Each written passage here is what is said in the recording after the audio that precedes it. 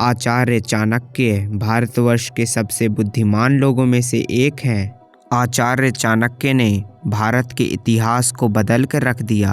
नंद वंश के राजा धनानंद ने आचार्य चाणक्य का अपमान किया था, लेकिन आचार्य चाणक्य ने अपने गुस्से को हमेशा दबा करके रखा और सही समय, कूटनीति और अपनी बुद्धि का प्रयोग करते हुए उन्होंने नंद वंश को पूरी तरीके से तहस नहस कर दिया था। इन्होंने बस अपनी बुद्धि का इस्तेमाल करके अपने शत्रु को पराजित कर दिया। आज मैं आपको चाणक्य नीति के वो तरीके बताने वाला हूँ जिससे आप अपने शत्रु से बदला ले सकते हैं और पूरी तरीके से उसे हरा सकते हैं।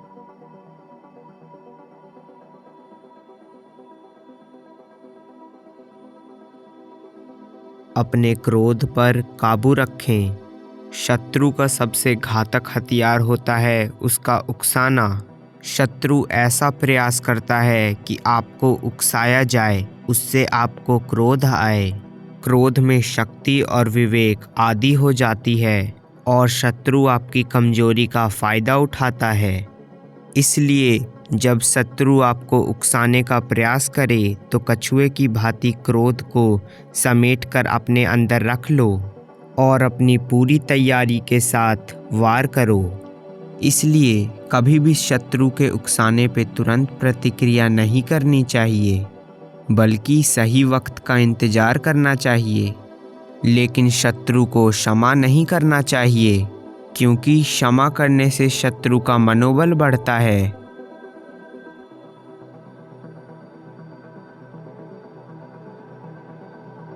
आचार्य चाणक्य ने कहा है, आप दुष्ट के साथ कितना ही अच्छा व्यवहार क्यों ना करें, वह अपना स्वभाव नहीं बदल सकता है। सांप का जहर तो केवल उसके दांतों में होता है, बिच्छू का विष उसके पूंछ में, लेकिन दुष्ट के तो अंग अंग में जहर होता है।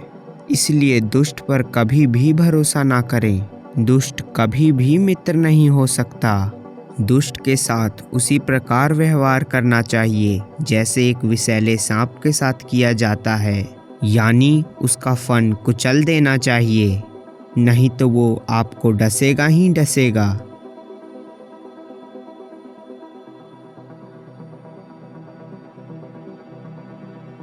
चाणक्य नीति में यह कहा गया है कि रोग, सांप और शत्रु इन्हें कभी भी घायल करके ना छोड़ें।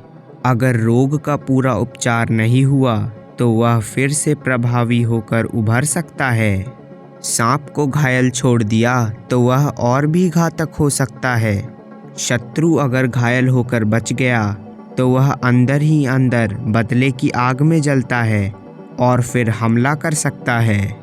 इसलिए शत्रु पर वार करो तो ऐसा कि वह फिर कभी उठ ना सके। अगर हम भारत का इतिहास देखें तो पृथ्वीराज चौहान और मोहम्मद गौरी की कहानी इसका सबसे बड़ा उदाहरण है।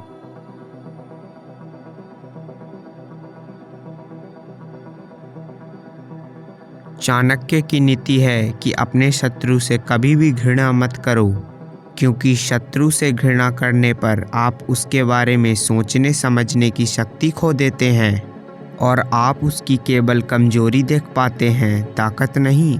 इसलिए शत्रु को एक मित्र की तरह देखें और उसकी हर छोटी बड़ी बातों की खबर रखें, ताकि युद्ध के हालात में शत्रु को बच के निकलने का कोई मौका ना मिल सके और उसके पास कोई और रास्ता ना बच जाए हार मानने के सिवाय।